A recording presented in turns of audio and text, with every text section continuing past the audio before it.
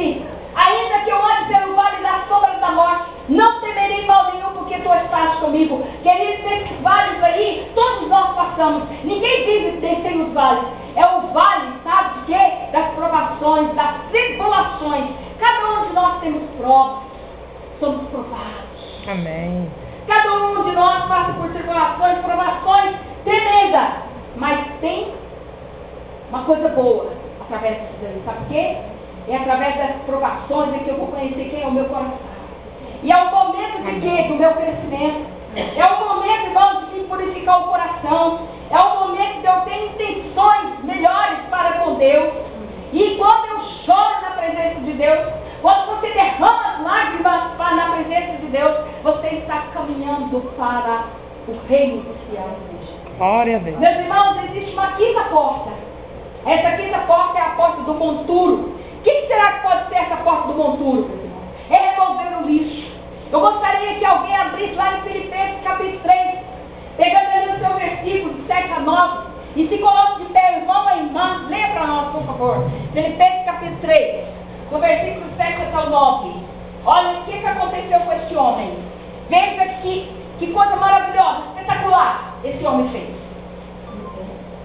Mas o que para mim era lucro, isso considerei perda por causa de Cristo. Sim, deveras considero tudo como perda, por causa da sublimidade do conhecimento de Jesus, meu Senhor, e por amor do qual perdi todas as coisas, e as considero como refúgio, para ganhar a Cristo, e ser achado nele. Não tenho justiça própria, que procede de lei, senão a que é mediante a fé em Cristo, a justiça que procede de Deus, baseada na fé. Amém. Aí a gente está falando de apóstolo Paulo, meus irmãos. E é interessante que quando o apóstolo Paulo se converte ao Senhor, até o nome dele foi mudado de Saulo para Paulo. E esse homem teve um novo nascimento tão profundo, que ele pegou todas as coisas materiais, bens materiais, e largou tudo, abandonou tudo isso por amor a Cristo. Meus irmãos, está bem claro que o apóstolo Paulo não ajuntou lixo na sua vida. Ele removeu da sua vida tudo o que não prestava, jogou fora. Meus irmãos, eu digo uma coisa: milhares de pessoas, milhares de favelados têm esgarrafado no lixo da cidade, com as pequenas picaretas, para ver se acha alguma coisa para ser reutilizável. E isso não é diferente muitas vezes nas nossas vidas. De repente eu pego-me esgrafetando a minha vida cristã, do meu passado, do homem velho, para ver se eu pego alguma coisa ali para reutilizar. Mas que em nome de Jesus eu não tenha isso na minha vida, que remova isso de uma vez. O lixo ficou no esquecimento. Hoje nós somos novas criaturas. O lixo do mundo Amém, Jesus. A mentira não faz parte do nosso coração. Amém. O indignar-se, a murmuração, falar do outro, ter ódio do outro, ter mágoa com o outro, perseguir o outro, isso é tudo lixo, isso é tudo monturo. E eu não posso esperar Jesus Cristo vivendo dessa forma. De forma nenhuma, eu tenho que tirar de mim todo o lixo. Aleluia. Todo lixo. Meus irmãos, existe uma sexta porta, a porta da fonte. E essa porta da fonte nos faz a plenitude. Lá em João 7,37, alguém poderia ler para mim? O Evangelho de João, capítulo 7, versículo 37. 7,37. No último dia, o grande dia da festa, João 7,37, né? Isso. No último dia, o grande dia da festa, Jesus pôs de pé e clamou: se alguém tem sede, venha a mim e beba. Amém. Se alguém tem sede, venha a mim e beba. Ele se referia ao Espírito Santo. Ele se referia, porque o Espírito Santo iria fluir no coração, está fluindo no coração de cada um aqui, nesta tarde, o interior de rios de água viva. Meus irmãos, nós somos a fonte inesgotável que é Jesus, porque ele diz: quem tem sede, venha a mim e beba. Meus irmãos, Jesus sabia que sem a plenitude do Espírito Santo, aqueles discípulos jamais poderiam testemunhar e fazer a sua obra se não fosse através da orientação do Espírito Santo. E a palavra do Senhor ordena, meus irmãos, que nós continuemos a encher-nos do Espírito Santo. As mulheres cheia. Sabe aquele cheio que é de vasilha? De azeite? Enche do Espírito Santo. Nós temos que estar cheios do Espírito Santo, meu irmão. E sabe como que tem vivido as solas? As solas têm enchido as suas vidas com o vinho do mandamento de novo. Se tem uma coisa que eu pedi a Deus para tirar de minha casa, um lixo, e em nome de Jesus, Ele tem dado a graça. Amém. Me desvaziar, me se afastar de novo. É lixo!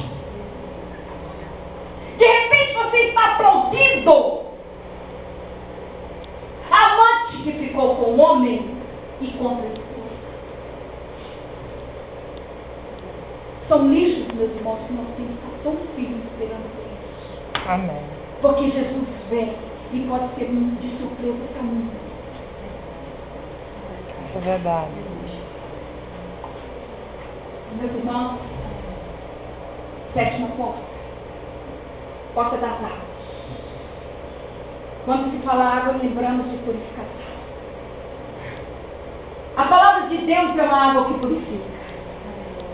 Lá em Efésios 3, 5 e 6 diz assim: marido, amai a vossas esposas como Cristo amou a igreja e que se entregou por ela e que se sacrificou e fez uma lavagem. Amém. A nossa vida tem que estar pura.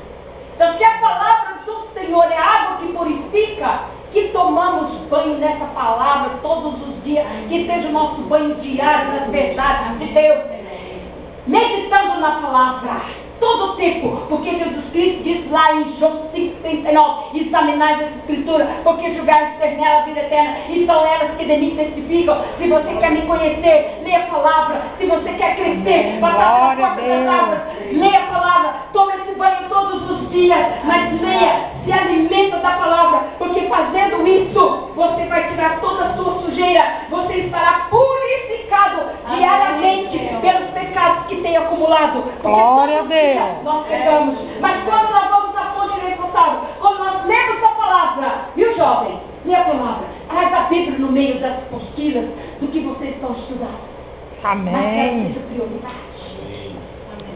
Seja prioridade.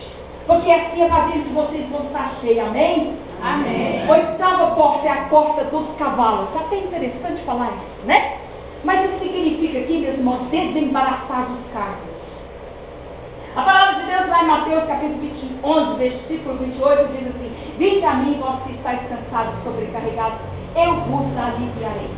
Sabe por que é chamado de cavalo? Porque cavalo é o animal mais excelente que o homem tem utilizado. Séculos e séculos, não? Ele que faz carreta, carrega ele pesada, carga pesada, né? Então, quando nós passamos por esse vale, o que vai acontecer conosco? Nós podemos atravessar essas portas, desembaraçando dos nossos fardos pesados, né? Das nossas angústias, das nossas ansiedades, muitas vezes, dos nossos sentimentos de culpa. É verdade. Não tem coisa pior do que uma consciência com peso de culpa. Meus irmãos, das mágoas, das coisas que muitas vezes vêm tirar até o nosso sono, nosso prazer, nossa alegria. Mas o que eu tenho que fazer com todo esse peso e essa carga? Entregar nas mãos do Senhor. Por isso que ele diz: vinde a mim, vós que estáis cansados, sobrecarregados, eu vos aliviarei. Aprendei de mim, porque eu sou humilde, irmã. Não fale leve. Não, nona porta. Estou terminando. Aqui é a porta oriental. Que porta é essa? Para que eu possa ser uma mulher prudente, uma virgem prudente, um homem prudente, um homem sábio. É profecia. Mateus 3:10 diz o seguinte: os apóstolos chegou para Jesus e disse: Senhor, nós não sabemos orar. Ensina-nos a orar. E ele ensinou a oração do Pai Nosso. E quando você lê a oração do Pai Nosso, ela se resume numa só coisa: venha o teu reino. Meus irmãos, venha o teu reino. Esse é o principal, essa porta oriental. Nós temos que estar pensando nas coisas lá do alto, não nas que são aqui da terra que passa. Porque as coisas lá do alto, elas são eternas, aqui da terra são passageiras. Nós temos que preocupar com o reino de Deus todo tempo. Acordar lembrando que nós temos um reino. Acordar lembrando que nós somos os filhos desse rei. Filhos e filhas desse rei. E cujo reino Ele está preparando para aquele que está vigiando, para aquele que está entrando nessas portas, na entrada da porta das ovelhas. Querido, última porta, a porta da guarda, significa guerra espiritual. Nós passamos por guerra espiritual. Meus irmãos, é perigoso se a igreja que diz assim, olha, venha Jesus, porque você não vai ter mais problemas. Seus problemas vão acabar. A Bíblia não fala isso. O próprio Jesus Cristo, ele disse, no mundo tereis aflições, mas tem bom amor. Todos nós somos sujeitos a passar pelas guerras espirituais. Só vamos deixar de ter guerra quando entrarmos na paz celestial. Mas enquanto que seja pastor, seja preso, não passarmos guerra. Meus irmãos, a palavra é tão forte nisso, porque está lá em Mateus 24, gostaria que alguém lesse para mim? Mateus 24, 42 e 44. Mateus 24, 42 a 44. Fala isso.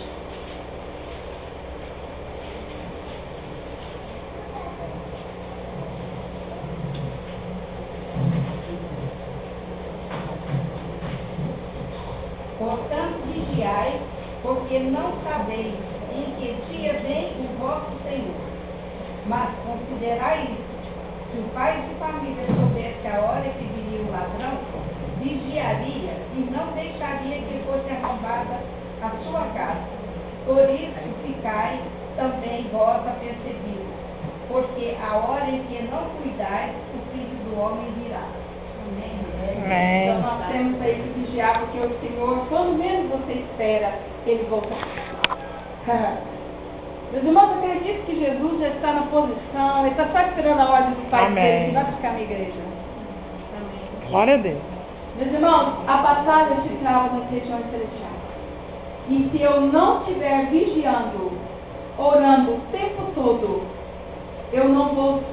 Vai ser difícil eu derrotar o arsenal que Satanás tem levantado contra a igreja, contra o povo de Deus. E Deus nos mencionou, meus irmãos, Ele colocou armas na nossa vida, graças a Deus. Mas não são armas carnais, não. Ele colocou armas para nós derrubar as fortalezas do inimigo. A própria palavra, se você ver lá em Efésios capítulo 6, fala sobre a armadura de Deus. E ali, você que conhece, sabe muito bem que precisamos de revestir dessa armadura de Deus para suportar os inimigos da parte. E assim também nós vamos experimentar um avivamento espiritual, se aqui nós estivermos como guarda. Mulheres e homens de guarda, que oram o tempo todo, se dispuser para batalhar nos lugares celestiais. Através de quê? Pela fé, pela oração e pelo jejum. Amém. Eu não sei se você jejua, mas faz esse propósito também. É muito bom. Amém. Meus irmãos, eu encerro assim, dizendo, quando nós olhamos novamente para aquela primeira porta, qual é a primeira porta mesmo? Muito bem, está concentrado. Quando nós olhamos para essa porta das ovelhas e olharmos se as outras portas estiverem no lugar certinho na nossa vida, nós vamos ser vitoriosos, operando em nós o muro da salvação. E podemos entrar por essa primeira porta e regozijar-se com o Senhor, se alegrar com Ele. E eu estou encerrando com essa palavra dizendo assim, depois de fazer sair todos que lhe pertencem, Ele vai adiante delas e elas o seguem, porque reconhecem a sua voz. Então as mulheres prudentes, sábias, elas vão atrás, acompanhando Jesus, seguindo os passos de Jesus, porque reconhecem a sua voz. Mas a nécia, a tola, ela não ouve a voz de Jesus. Ela ouve um punhado de vozes, mas não ouve. Como está a sua vida? A quem você vai escolher? Estar no grupo das prudentes e sábias? Ou estar no grupo das tolas e nécias? Que Deus abençoe a cada um de nós nessa tarde, em nome de Jesus. Amém.